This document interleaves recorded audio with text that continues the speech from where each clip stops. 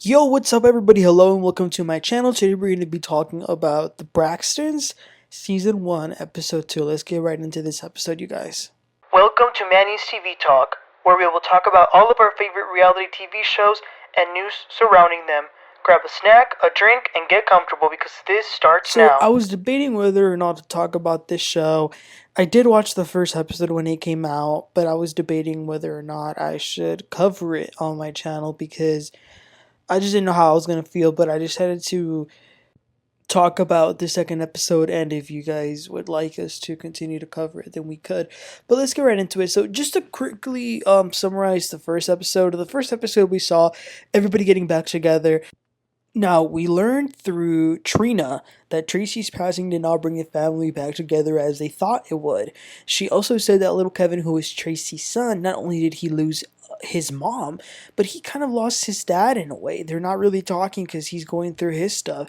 And then his wife served him divorce papers, so that is horrible. I can't imagine how much he's going through. They gathered for dinner and Toni revealed that she is still having health problems in her heart. She had a scare and she went to the doctor when they told her that, she found out that after they studied and stuff like that, they told her that if she were to have a heart attack, she will pass away. Like, no question about it. So Toni is living every day with the constant fear of dying, which is horrible.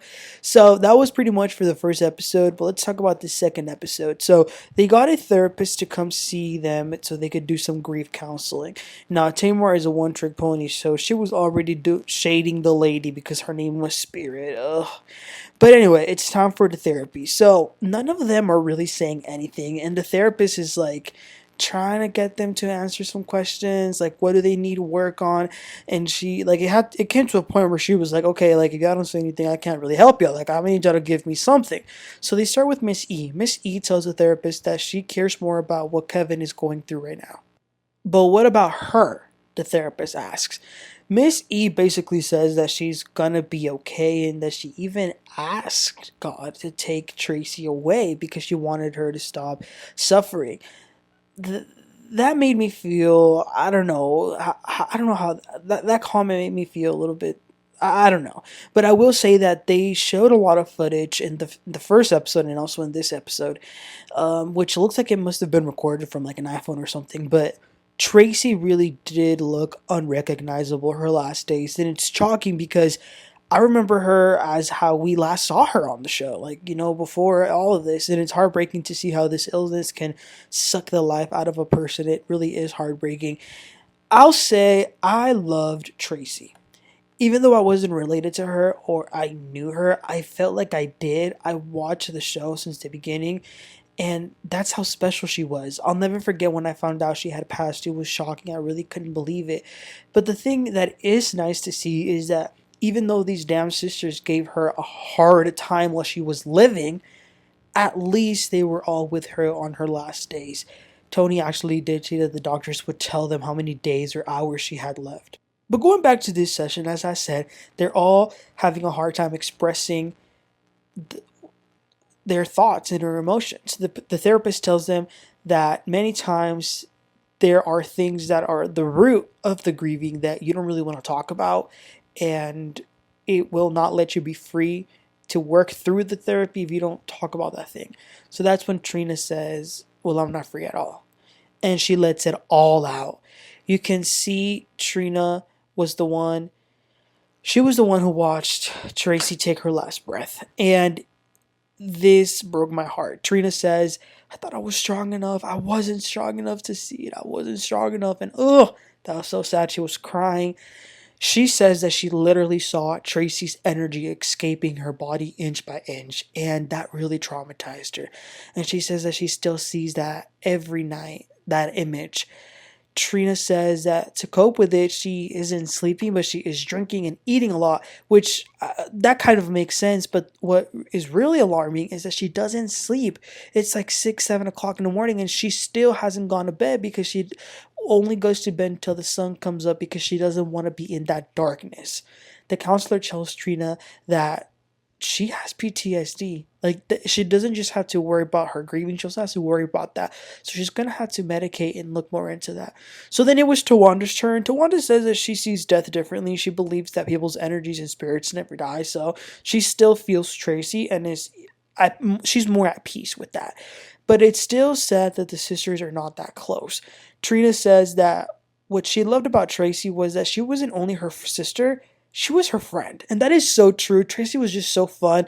She would say things that would make you crack up. And I always remember, out of all the sisters, I will say they didn't have the perfect relationship, but I always do remember Traci and Trina being such an iconic duo. Toni says that she didn't realize this, but Traci was the glue of the family. So then the counselor wants to talk to Toni. Toni says that she has been angry, asking herself, why did it have to be Traci? Why did she have to be taken?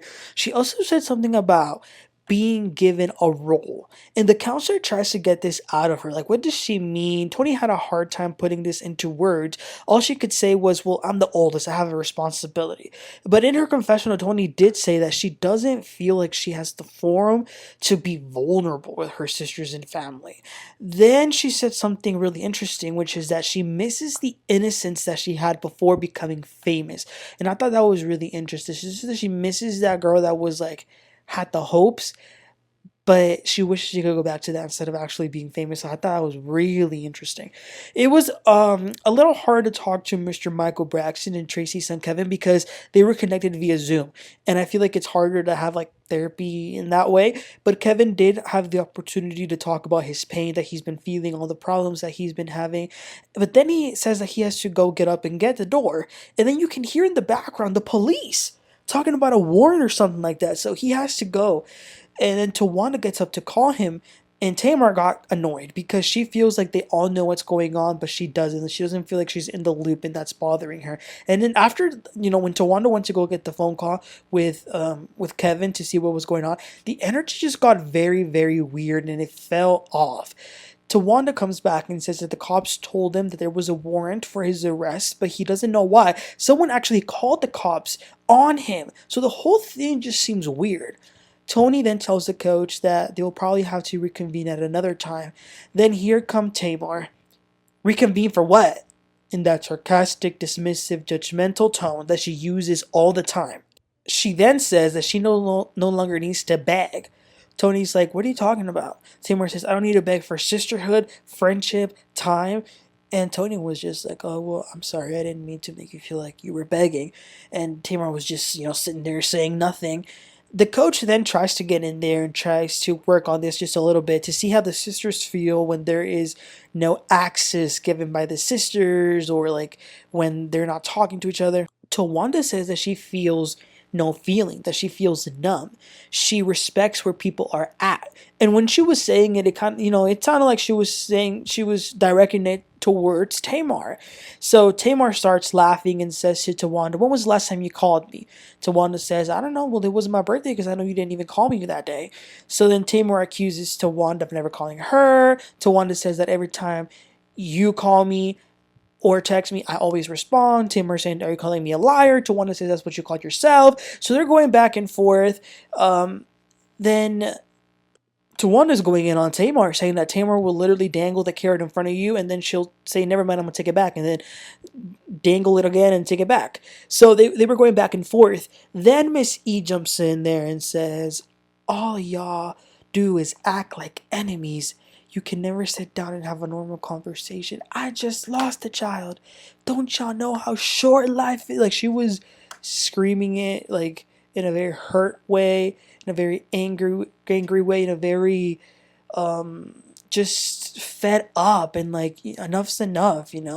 So she then gets up and walks out for a little bit. Then they tell Spirit that they hope they can work with her again. And that was it. Then they go and eat, and that was the end of the episode. Woo, a lot of things. First of all, like I said, I didn't know whether or not to cover this show because it's really sad.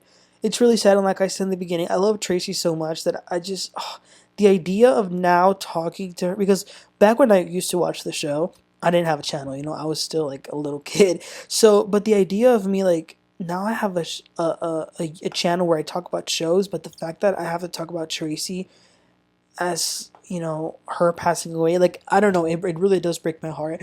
um I wish she was still here. I really do. She was the best. She was a ray of sunlight. Now let's talk about these sisters real quick. My heart broke for Trina. Like I said, Trina was definitely the closest to Traci, and wow, I never really realized how being there to witness someone's last breath could really take that much of a toll on you. Like it's wow. I never ever did I think about this. And in a way, these two first episodes have really been true reality TV. Like if like they really have been showing real issues that people go through. Like all when I watch reality TV, I don't take it seriously. When I see someone, a group of women in the middle of a restaurant throwing glasses of water to each other's face, that's not what happens in everyday life. So that's why I take it with levity. But this is some real stuff. Like this is what people really go through. These are real emotions. I felt so bad for Trina going through all this, and I really do hope that she can get the help that she needs. Now let me say this about Towanda and Tamar.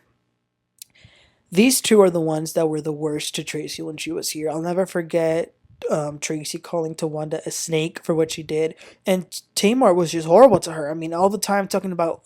Y'all remember when Tamar said that there was a fan who was so nice and said to Traci, "Oh, you should definitely be nominated for a Grammy," and Tamar goes online and says, "For what?" Best auto tune song of the year. Like, oh, Tamar was just so, and she still to this day is so much. I mean, if you saw the whole entire first two episodes, it looked like she didn't want to be there. She looked like she was bored, like she had better things to do. It's just this always the same old, same old, same old with Tamar. And she's always back to her shenanigans. I don't blame Towanda for not talking to her. Although, like I said, Towanda isn't all that innocent either. Now, Miss E, I feel bad for her, that passion that she had, because at the end of the day, she did lose her child. But I'm going to need them to do some real therapy, something more. This was surface level to me. Other than Trina, all of them, all the other ones, this was surface level. And they really, if they ever want to live harmoniously, they're going to have to get to the root of the problem. Miss Ian Van Zant almost got to that root of the problem, but Tamar had a hissy fit and ruined it all. I need them to go to the root of the problem, which I believe it is Miss Evelyn Braxton. Let me know what y'all think about this, but I think that because she has been a bitter old lady who never got over the fact that her husband left her, she instilled that bitterness into her children, and that's why there are so many problems. I'm sorry, it sounds horrible for me to say this because no man should be leaving his woman, especially a pastor. Like, what the heck, Mr. Braxton? But at the same time, Miss E was never able to get over it, and that caused a lot of problems. And until they can acknowledge that, they're never really going to be able to work through it. But you guys, let me know, what are your thoughts about this, about the show? Have y'all been watching? Do y'all want us to continue watching the other episodes? Any thoughts that you have, please let me know. Don't forget to like and subscribe, and I'll catch y'all next time. You have a great one. Bye.